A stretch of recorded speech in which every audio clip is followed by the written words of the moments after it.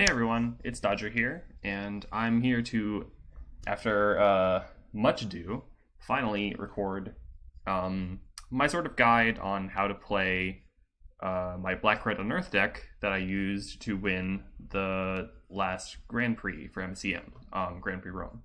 Now, for those of you who might not be familiar with the deck, it's essentially a deck that's super focused around one of my pet cards, Unearth. Which is a sorcery that lets you reanimate any creature in your graveyard with converted mana cost 3 or less. And this deck's super powerful, but it's also takes a little bit of getting used to when you're learning how to play it. So that's why I'm making this guide, because I think that it's a really fun deck once you've put in the time to actually figure out how to use it properly. And I want other people to have fun with it too. So first of all, let's just talk about the overall deck. So it's a very tight list, as you can see. It only runs 19 lands, so you're going to be functioning on pretty low mana, and basically you're looking to assemble a bunch of different potential 2 to 3 card combos based on what's going on in the game, what your opening hand is, and a lot of that kind of changes from game to game. One other thing I want to note here is that it uses a first mate, Hugo of the Shadowstaff, which means that the deck is built with entirely 1 and 3 drops. This kind of naturally lends itself to the deck because the deck wants to use cheap cards to get your 3 drops in the graveyard and then reanimate them without actually casting them. So Hugo is more or less free here. You don't have to give up that much to run it. And although the deck isn't strictly a Hugo deck, having access to him does help a lot in certain cases.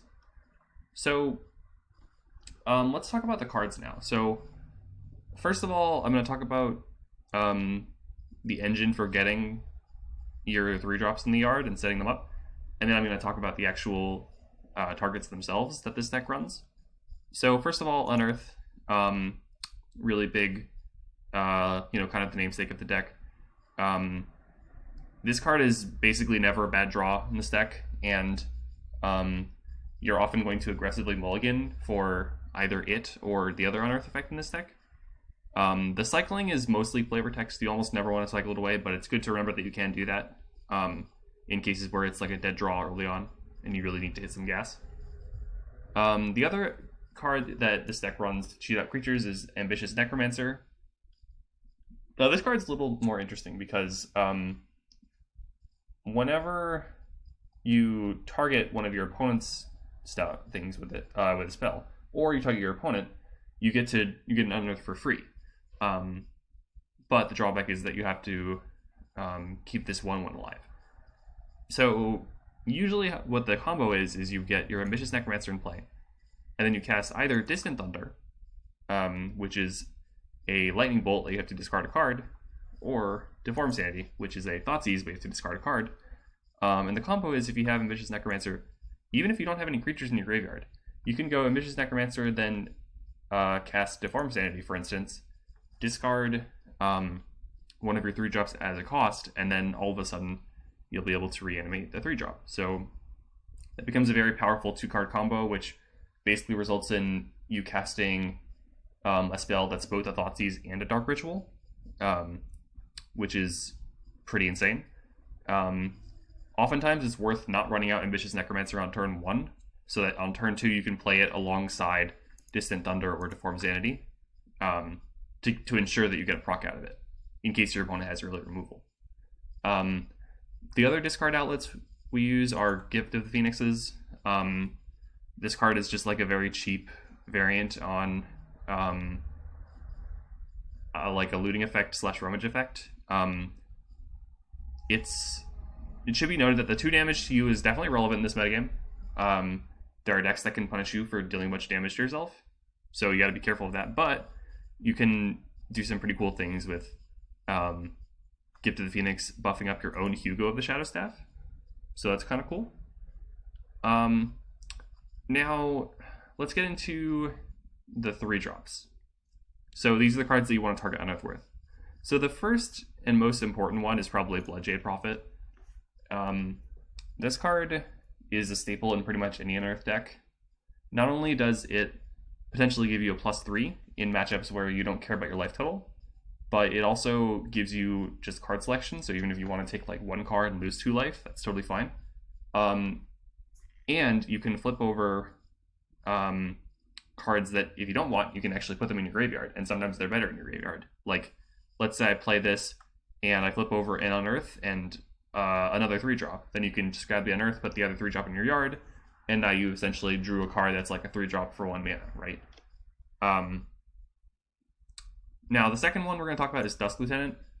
This card is a lot better than it looks.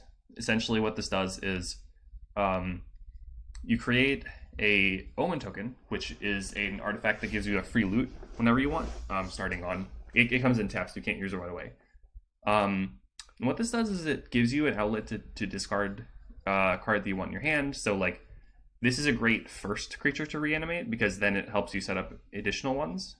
Kind of similar to Bloodshade Prophet. But it also attacks your opponent's hand, so it generates card advantage in a different way.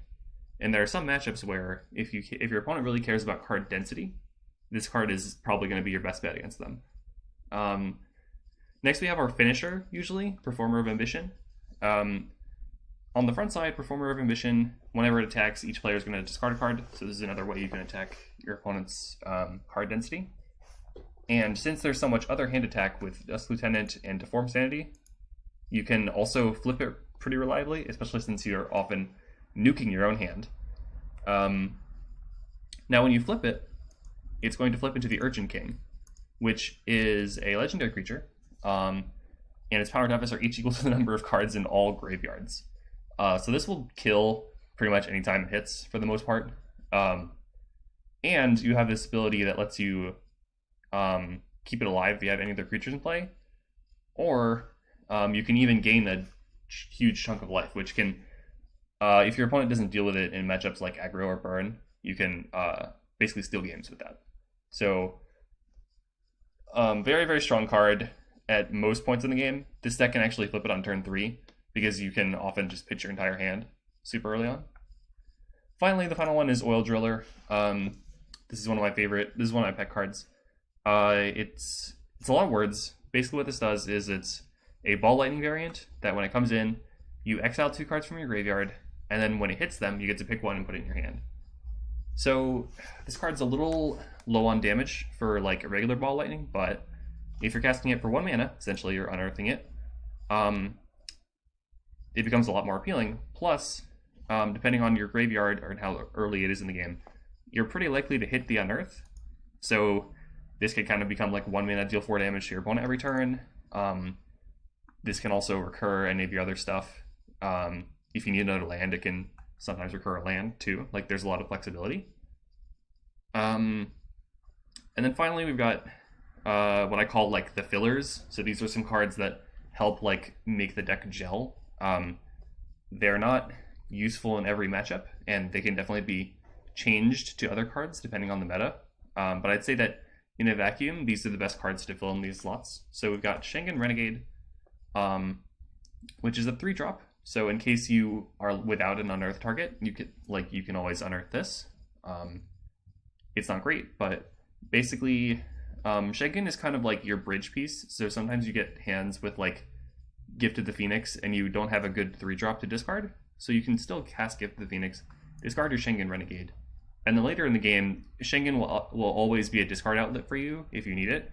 While also you can reanimate it early on, revive it early on to get around counter magic. So this card just adds a lot to making the deck function well, even though it's not like the all-star itself. And a 3/1 can kill people relatively quickly, especially since you have some burn. And speaking of burn, we've got Fiery Temper. This is a card that's also from Canon Magic, and it basically lets you turn any of your other discard outlets into a bolt. This can be really good with additional triggers of Ambitious Necromancer. You can cast it as a bolt that cantrips for free with Dusk Lieutenant, and you can also combo with Performer of Ambition or like any of your other discard outlet spells. So, as for the mana base, you'll notice that it's very black heavy. This is because you sometimes have to cast Bloodshade Prophet There's one mountain in here that you can fetch with the Wayfarer's Shrine if you need be, but like, in general, the mana base is a bit tougher to navigate than it looks. So later I'll give a better discussion on like how to use it precisely. But the sideboard here is mostly solid. Some concessions should be made to various metas. The cards that I would say are core to the sideboard here are Ruinous Proselyte. This card is good against any slow mana hungry deck, and it also functions as artifact hate, so it's really good because you can get out super early and then even like recur it a bunch of times and just destroy your opponent's mana base. And then here we have Stolen Secrets, which is just kind of a staple card. Sometimes you just really want to attack your opponent's hand. The kind of flex pieces I ran were Cold Grave because I expected to need to find a way to fight against the Leyline Alignment Field combo decks. Cold Grave is still a safe graveyard hate option for like any deck really, so certainly can't go wrong by including it. And then these Bearer of Lanterns, I have notably I can't cast them. I have them because the deck kind of really struggles against burn, and this is like the best 3-drop to get against burn, so this is me kind of hedging my bets basically. I don't know that I would run these again if given the chance. I had the fortune to never need them because I never got matched up against burn, but it definitely is one of this deck's weaker matchups just because of how much damage you do to yourself. Let's see, so now let's talk about like the deck's overall. Actually, what I want to talk about is Hugo. I mentioned Hugo a little bit earlier. Hugo adds a lot of wrinkles to mulliganing because you have to decide like, not only do I want to keep this hand, but do I want to take Hugo?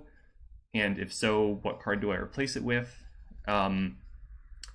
It's not always obvious. Like sometimes hands that appear to be unkeepable are actually keepable with Hugo. Say you have a lot of ways to get a good Unearth target early on, but you don't actually have a target. You can always just grab Hugo, and like, he's not the best target, obviously, but he's a target. And if he doesn't eat a removal spell, he will kill someone. So, you know, not the worst. Sometimes in matchups where you bring in a lot of interaction, you can end up with hands that are mostly interaction and no threat. Well, it's like, okay, cool, I have my Hugo, you know? In games where you want to curve out, Hugo guarantees you a turn 2 play. In general, like, he's just a card that will make your opening hands better most of the time, assuming you know how to use him. And there are games where you don't need him. Like sometimes you get a good 7, it's like, okay, this 7 does what I want to, and I'm not going to cast Hugo in an effective way, so you just don't take him. I think that's really cool. So anyway, what I'm going to do here is I'm going to connect here, and I'm just going to run some Goldfish games. So we can load up this bad boy. So this is not scripted at all, and I'm basically just gonna, you know, kind of go with the flow here, but I want to try to illustrate what goes into decision making when you're playing this deck. And the most important thing to note really is that the most important decisions you make with this deck are going to be mulliganing and turn 1. After you've made those decisions, the bus kind of drives itself is the metaphor I like to use. So oftentimes it's about choosing your lane, choosing the correct lane, depending on the matchup. And so that's like, the matchup adds another wrinkle, but just learning how to Goldfish this deck in general is a good place to start. So let's start off here. I'm going to draw my opening 7. This is a really good opening 7. So cards to look for. If you have an Ambitious Necromancer in hand, you really want to look for cards that can trigger it, so stuff like Deform Sanity, and preferably also a target. But if you don't have a target, you can always just grab Hugo. This card also has a Gift of the Phoenix, plus Schengen Renegade, which is also a really good combo. Because, as I discussed earlier, Schengen Renegade is like a free discard to Gift of the Phoenix, more or less, and then it gives you a free discard outlet later. So say you draw like a land that you don't care about, you can just pitch it and get through one. So if I'm going to play out this hand, it obviously depends on the matchup, but notably this is a hand where you don't care about double red, so you always want to lead with Hostile Dunes first. So I'm going to play this untapped, and then I'll cast Gift of the Phoenix, discarding Schengen Renegade. The average matchup, the difference between turn 1 to form sanity and turn 2 to form sanity isn't huge. So you can save that for turn 2. So I take 2 damage, draw 2 cards.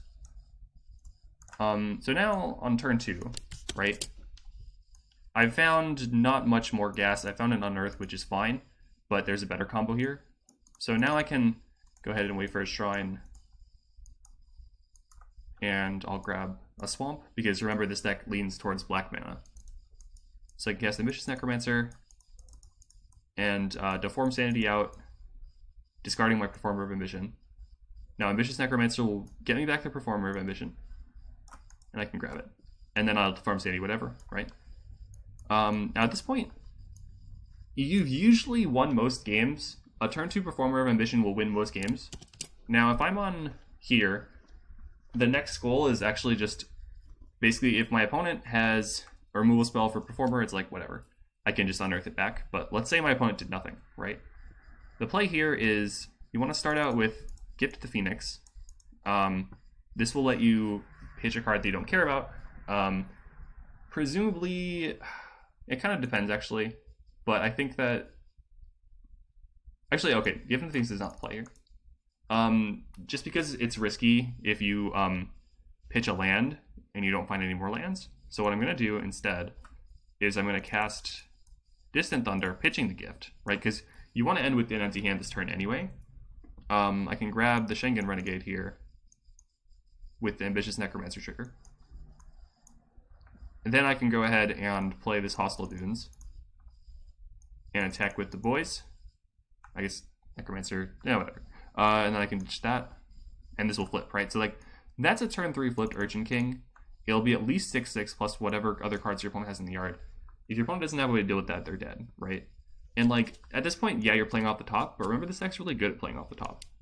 So notice how when I mulliganed, I actually didn't take Hugo because I didn't need it. I had a perfectly good turn 1, turn 2 planned out. Let's try another one. So this hand is a little trickier, right? You don't have the turn 1 Necromancer. You do have 3 lands, 2 3-drops, and you have, interaction. So I think this hand is a hand that I'd be hard-pressed not to keep, but the question is, what do you send back?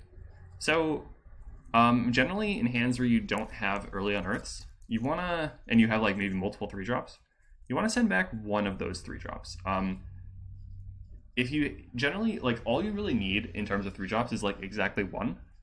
And if you have more than that, they kind of just sit in your hand for the most part because it takes a little while for the deck to come online. If you don't have like the ways to enable it early. So what I'm going to do is I'm going to open my sideboard and I'm going to exchange Hugo for, against an unknown opponent, I usually favor Bloodjade Prophet over Dust Lieutenant because I can cast them both with the lands I have. So I'll go ahead and make that swap. Now, here what I'm going to do on turn 1 is I'm just going to cast Gift of the Phoenix. I'm going to ditch this Bloodjade Prophet. The reason you ditch this is because if you ever hit a way to recur it, and that could either be Unearth or Ambitious Necromancer, because we already have a targeted spell, then it's like, okay, well, now I can cast it for 1 mana, essentially, instead of 3. So being efficient there matters. Now, I didn't end up finding that, but that's fine, because I drew another Prophet anyway. So, like, it's important to remember that, like, you don't want to necessarily hold on to your cards very often. Sometimes you actually, like, you want to have at least 1 3-drop in the yard, and it doesn't super matter which one. So let's say it's turn 2, right? So I just drew an Unearth, which is great. So now there's a couple options, right? And none of them are bad. I could go, so like one option is I play a land, I play Unearth on Bloodjade, I try to see what I can get, right? I think a safer option might be, since I'm not actually in need of cards, I can hold on to this, and I can just use my Shardstone Rift to get a basic swamp. So I'll take 2 damage there, and now I've got Hugo in play, right? So this is more likely to be mana efficient because you're guaranteed spending 2 mana, whereas like if I go for Unearth on Bloodjade Prophet, try to find something else, that's a speculative play. And there are cases where like that's correct, but this one isn't one of them, right? So essentially, the rest of the turns will play out kind of similarly. You just try to be mana efficient. And obviously, a lot of this changes depending on what your opponent is. But like, you need to be able to goldfish this deck before you can start to understand how you play it against other decks. So I'm going to do one more. Hopefully let's get one where you have to mulligan. This hand is probably a keep, so I'm going to try again. Because sometimes I want to showcase how this deck mulligans well. Okay, this is also a keep. Damn it, I gotta stop using all my good luck right now. Okay, so this is a mulligan, right? You have a tapped land. You can technically Ambitious Necro into one of these, but it's going to be super slow because you're spending your turn 1 to play this, and then turn 2 play the Necromancer, and then turn 3 play one of these, so like, not really viable. I take a mulligan. Obviously, this is also not keepable, so I'm down to 5 cards. Now, this is a hand that you kind of have to keep on 5. Note that like I've got this combo right here, so it's not the end of the world. I'm gonna ditch one of each of these here because I think in general having diversity of options is more important than having multiples of the same thing for this deck. And I think that like for example, if I started off with a Dust Lieutenant, the next option to play might not be another Dust Lieutenant. It might be I want to Oil Driller and get back whatever card I discarded. Obviously, this is matchup dependent. Oftentimes, if you're playing against a super hardcore control deck, maybe you just want more Dust Lieutenants. So this is again all in a vacuum. So then what I would do, this is not a hand where you need Hugo, right? Because you already have targets.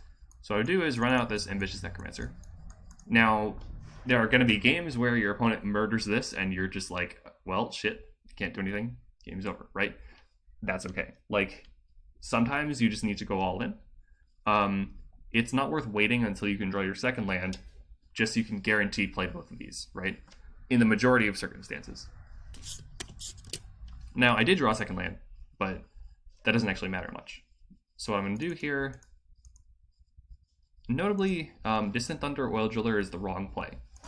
The reason is because when you do this Ambitious Necromancer play, right? Let's say I discarded Oil Driller. The Distant Thunder would still be on the stack by the time this trigger resolves, meaning that like Oil Driller would come back, but it actually wouldn't see that the Thunder is in my yard. So this is a misplay. Don't want to do this. Instead, discard the Lieutenant, grab the Lieutenant, bam. Now, as we said before, Lieutenant is a really good like first thing to Unearth because it helps you filter your draws and ensure that you get certain cards in your graveyard. Now I can play this Hostile Dunes tapped. Shit, I lost 2 life last turn. Okay, so now on my next turn, I have this mountain. So the actual best play is probably just play the mountain, cast Oil Driller, salvage Distant Thunder, right? And like that's another thing. Like you can there's enough lands in this deck that you can also just cast your 3-drops if you flood out. So like I'm considering drawing 3 lands here as flooding out, which is cool. So like now I've got no cards in hand, but I just did 9 damage to my opponent, and I got this bolt in my hand. So like even on a bolt of 5, I was able to set up a pretty solid set of plays, and like part of that came from me drawing lands, right? But like this hand could have played out pretty well, even if I never drew any more lands. And it's kind of the power of Ambitious Necromancer. It lets you pull off some really insane turns where you cheat on mana a bunch. So yeah, anyway, that's more or less the guide to playing Black Red Unearth. I think there's a lot of micro decisions, and it gets a lot more complicated when you add in other decks. So just as a brief example, let's say I'm playing against this matchup with that damn Pipsqueak, which was my semifinals opponent in the last Grand Prix. Now, on paper, it's a bad matchup, right? Because Pipsqueak has tons of cards that naturally are very good against your deck. For instance, if you ever get one of your discards, if you ever get like a Gifted the Phoenix hit with Veilborn Meddler, you usually lose the game. Pipsqueak also has a lot of burn to punish you for, where's the burn? Like Rogger's Frenzy, Mission Point, to punish you for paying a bunch of life. And she can also kill you really quickly with Bounty of the Gardens. But if you go back and watch my match with her, basically what I did was I kind of waited until I was able to build up more mana. I didn't just jam my Ambitious Necromancer into 2 open mana. If they can cast the Veilborn Meddler, for instance, you should assume that they have it. To a degree. Like, you don't want to just sit there forever doing nothing, but like, I was able to kind of build up my resources to the point where I just played an early Schengen Renegade and then attacked until Pipsqueak was forced to deal with it. And then, since she had fewer mana available, I could actually get a spell in. So stuff like that, you want to change your playstyle depending on what you're playing against. So just goldfishing isn't enough to like truly master the deck, but I'd say you need to get in some goldfishes first to make sure you understand how it works, and then after that, you'll have a better shot at like, actually piling against wins. Anyway, that's my more or less guide for Black-Red Unearth. If you have any questions about the deck, feel free to hit me up on Discord. If this is your first intro to MSEM, then I'll put the link to the Discord in the description. Hope you enjoyed, and I'll see you later.